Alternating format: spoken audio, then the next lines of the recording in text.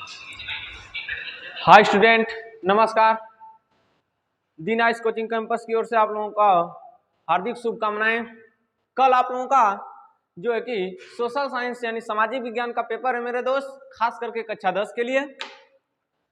तो मैं आप लोगों से यही कहना चाहता हूं कि आप लोग अच्छे से पेपर को हल करिएगा, अच्छी प्रकार से। आपका जो पेपर का शेड्यूल है कैसे आता है आप लोगों को पता भी है, बहुविकल्पी, अति लघु उत्तरी, लघु उत्तरी एवं दीर्घ उत्तरी।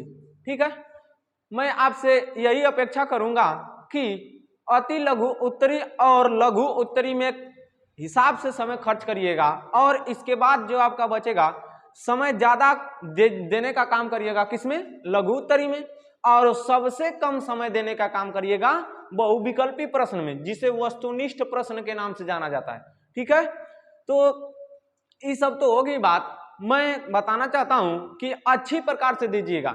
ठीक है, पेपर को हल करने का तरीका यही दोस्त है कि सीरियल वाइज से करिएगा।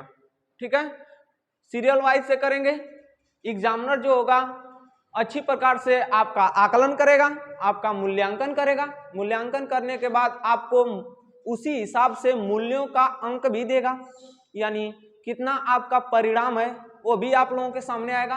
तो सीरियल वाइज से करने का काम करिएगा। यदि जब नहीं आ रहा है तब कूद कूद कर इधर उधर करिएगा, यदि आ रहा है तो सीरियल वाइज से करिएगा, नहीं तो वह होगा धोबी का कुत्ता न घर का न घाट का, कम नंबर मिल ली एकदम मुंह बना के बालों घरे।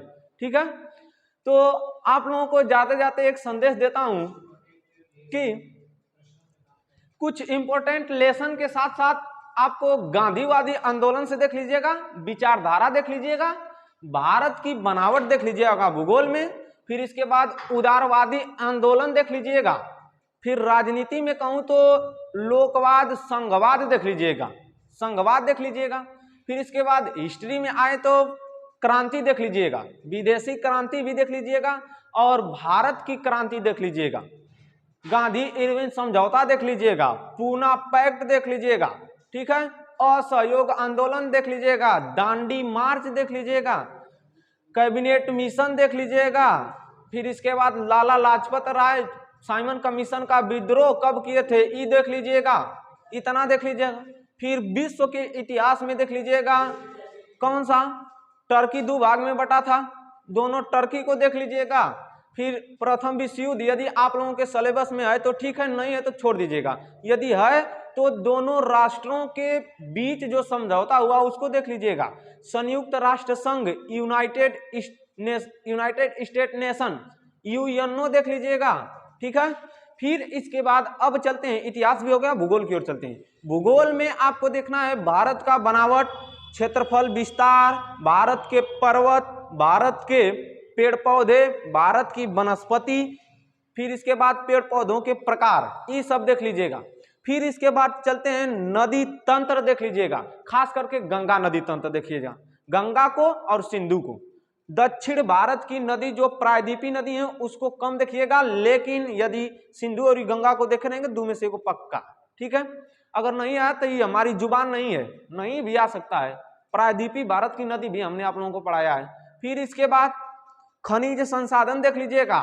ठीक है, सबसे फैक्ट पॉइंट ये सब हो गया। फिर राजनीति में चलते हैं, तो राजनीति में नेपाल की भी आया था, बोलीविया का भी हमने आप लोगों को पढ़ाया है, फिर नेपाल बोलीविया अन्य देश का भी पढ़ाया है, भारत का संघवाद फेडरलिज्म पढ़ाए हैं, फेडरलिज्म को अच्छी प्रकार से एक नजर देख लीजिएगा। फिर अब लास्ट में आएगा आपका अर्थशास्त्र। ठीक है, मुद्रा एवं साख देख लीजिएगा, स्फीति देख लीजिएगा, फिर इसके बाद मुद्रा एवं साख में कंपनियों का आदान प्रदान देख लीजिएगा, कौन कंपनी आई तो कौन कंपनी कब अपना निवेश देख लीजिएगा, कैसे निवेश स्थापित करती है कंपनी उसको देख लीजिएगा, कंपनी के द्वारा किए गए कार्य को देख लीजिएगा।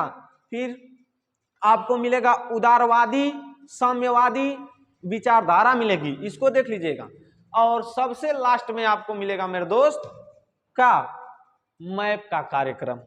मैप के कार्यक्रम में मेरे दोस्त गलती मत करिएगा, पेपर में भर कर भी आइएगा, यानी कॉपी में लिख कर भी आइएगा, और जो आपको मैप मिलेगा उसमें लिख कर भी आइएगा।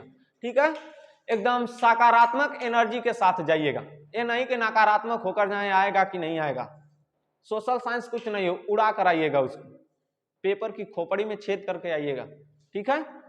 सोशल साइंस गर्दा बना कर आइएगा, जिस तरह से हर एक विषय का गर्दा बना कर आए हैं आप लोग, उसको भी एकदम अच्छी प्रकार से क्या करेंगे, हल कर कर आएंगे, यही आशा करता हूं।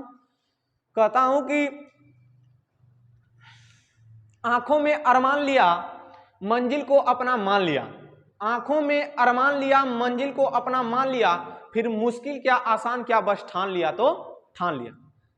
ठीक है, आज के लिए बस इतना ही, फिर कभी मिलेंगे मेरे दोस्त। मैं बुलाना चाहता हूं दी नाइस कोचिंग कैंपस के डायरेक्टर सबाजीत सर जी को। चलिए आइए सर जी आप भी। नमस्कार स्टूडेंट्स, मैं सबाजीत दी नाइस कोचिंग कैंपस से। और जैसा कि आपने आलोक सर को देखा कि आपको सारी गतिविधियां बताए, ऑफलाइन क्लास में आपको बेटर से बेटर मैटर भी दिए हैं स्टूडेंट। जितने लेसन के बारे में बताए, अगर कोई एक टीचर्स बताता है तो बाय द वे आप ये जानिए कि उसका अच्छा खासा एक्सपीरियंस भी होगा इस लेसन को लेके, स्टडी को लेके। तो सारे लेसन्स और टॉपिक को देख लीजिएगा, जो इनका सिद्धांत है बेटर ढंग से कैसे मार्क्स लाने हैं, क्योंकि हम लोगों ने अपने अपने सब्जेक्ट्स में आपको बताया ही। तो इन सारी ढेर सारी शुभकामनाओं के साथ कि कल आपका पेपर बहुत अच्छा हो। और उसके बाद बेटा कल के बाद ही हम तुरंत आ जाएंगे ऑनलाइन क्लास में। जो लेसन सारे चल रहे हैं, सारे के सारे लेसन पे आपको डिस्कशन होगा स्टूडेंट्स। अगर मैं उम्मीद करता हूं कि जो लड़का अच्छे रैंक में आएगा उसे दी नाइस कोचिंग कैंपस पे आके इस चैनल पे बोलने का अच्छा मौका भी मिलेगा। इसलिए ऑफलाइन कंडीशन में आप बेटर से बेटर परफॉर्मेंस करें और हमारे साथ आपको बोलने का मौका और अपनी सफलता का रहस्य बताने का मौका आपको मिलेगा स्टूडेंट्स। तो बहुत बेटर ढंग से इसे कोशिश करिएगा। एक एक सब्जेक्ट के बारे में बताया गया, ये अंतिम मैटर है और अंतिम सब्जेक्ट है आपका स्टूडेंट्स। बेटर ढंग से लगे रहिएगा।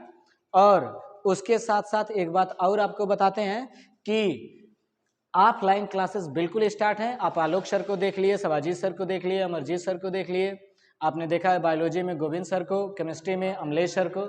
तो सारे टीचर्स 6 से लेके मॉर्निंग में 6 से लेकर के 9 बजे तक जो क्लासेस चलते हैं स्टूडेंट्स, उसमें आप सभी लोग ऑफलाइन क्लास अटेंड करिए, अधिक से अधिक मिलिए और ऑनलाइन और ऑफलाइन दोनों का बहुत बेहतरीन से उपयोग करते हुए अपने रैंक को बेटर बनाएं स्टूडेंट्स। आज के लिए बस इतना ही, धन्यवाद, बेस्ट ऑफ लक स्टूडेंट्स। देखिए आलोक सर कुछ बोलना चाहते हैं। हेलो, आप भी रहिए सर जी, आप भी रहिए।